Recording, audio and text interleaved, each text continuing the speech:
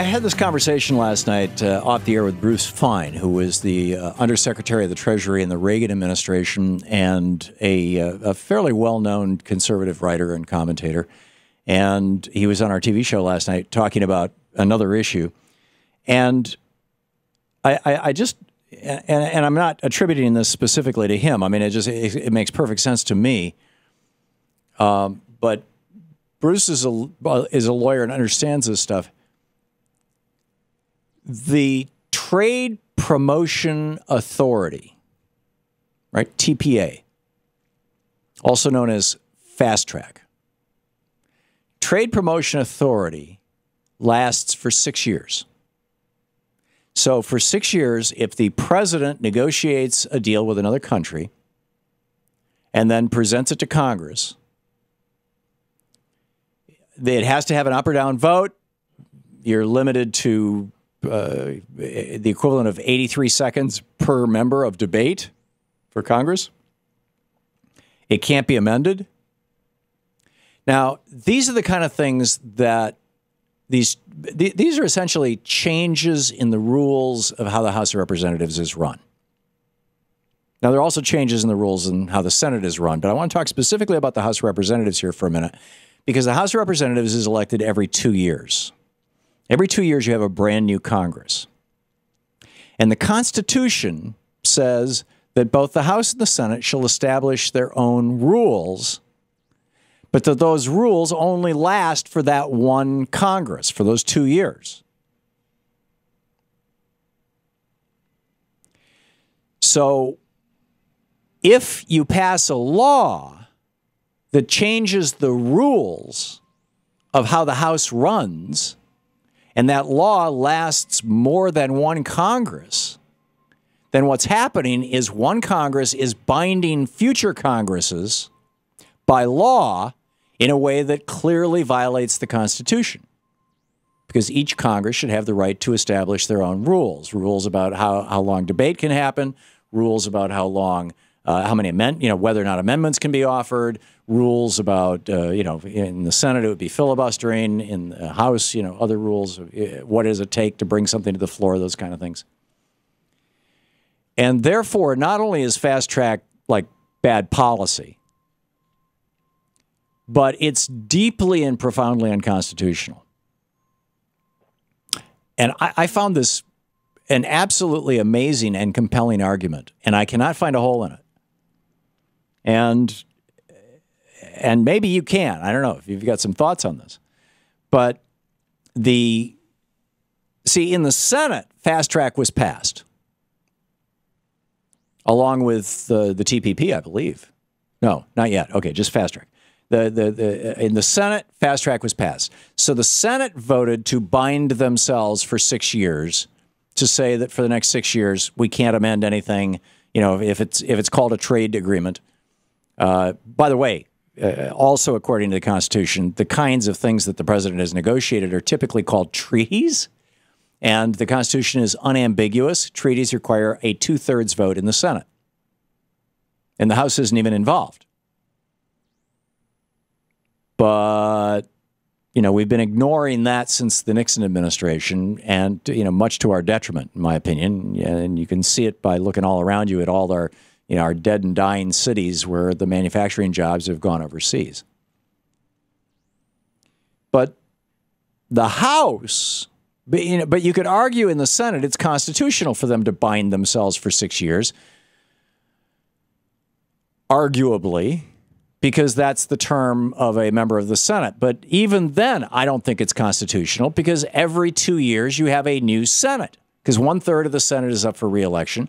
And when they say this is the 110th Congress, the 112th Congress, what are we at right now, 114th Congress or something like that, whatever it is, that means every 2 years. So maybe you could make a little, and I didn't have this part of this conversation with Bruce. I'm just thinking out loud here. Maybe you could have this conversation. Maybe you could say, yeah, the Senate can choose not to bind itself, or it can bind itself for 6 years because, hey, senators serve 6-year terms. Although I don't think so, because the Constitution is quite clear that both bodies establish their own rules at the beginning of the new Congress, which is every 2 years. But in the House, there's not even a fig leaf. You don't even have that 6-year, term in office fig leaf. Members of the House of Representatives, 100%, every single member of the House of Representatives is up for re-election every 2 years. And the founders and framers designed it that way so that this would be the body that would be most responsive to the people. It would be the closest to the ground, the closest to the grassroots. So now the battle for the TPA, for fast track, has moved to the House of Representatives. And John Boehner has not brought this to the floor for a vote. I believe because he doesn't have the votes. And I read you a list in the first hour of this program. This Lori Wallach over at Public Citizen sent out an email here talking about the folks who are signed on, members of Congress and advocacy groups opposed to fast-tracking the TPP, will hold a press conference tomorrow at noon. This will be tomorrow, to release nearly 2 million signatures of Americans urging Congress to put the brakes on fast track. 2 million Americans.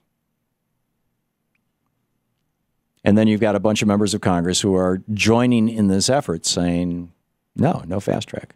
Now, the thing that's interesting is that, as far as I can tell, all of them are Democrats. But I know that there is Republican opposition to this in the House of Representatives as well, because there are conservatives, old-fashioned William F. Buckley kind of conservatives, who use the Constitution as their Bible. Then, it's the ordained word of God that came down on the mountain via the founders or things to that effect. And they're looking at this going, hey, wait a minute. You want us to bind the next 2 Congresses? Or for that matter, you want us to give up our own ability to amend a piece of legislation? I don't see this in the Constitution other than that the House can establish rules. And by the way, the House establishes the rules. That's essentially that's their first vote. Or maybe their second. I don't recall if the first is to elect the speaker or if the first is to establish the rules. I think the first is to establish the rules. But whatever it may be, this is one of the very first things. Now, the Constitution does not say that can only be done once. The House can change its rules anytime it wants. But at the end of that Congress, at the end of that 2-year period, those rules all expire. And it's a pretty pro forma vote. It's not any kind of big deal that Congress typically says, okay, this is the new Congress. We're simply going to roll the thing over. So in addition to, our, I think, shared concern about, shared, by the way, with many conservatives, about the unconstitutionality, the violation of the Fourth Amendment, the violations of the Fourth Amendment that are built into the USA Freedom Act, this heir to the Patriot Act, or this addition to the Patriot Act. In addition to that, we have this shared concern about the possibility that the Trans-Pacific Partnership's fast track, the only reason that they need fast track is because there's no way that the TPP will get through Congress without being amended. Right? And it's just no way. So they're trying to bind their own hands with this. And Boehner is not getting the votes. So it might be a good time to call Congress and say, I'm not in favor of this fast track thing, this TPA thing. Please make a note. The number for the switchboard at Congress is 202-225-3121.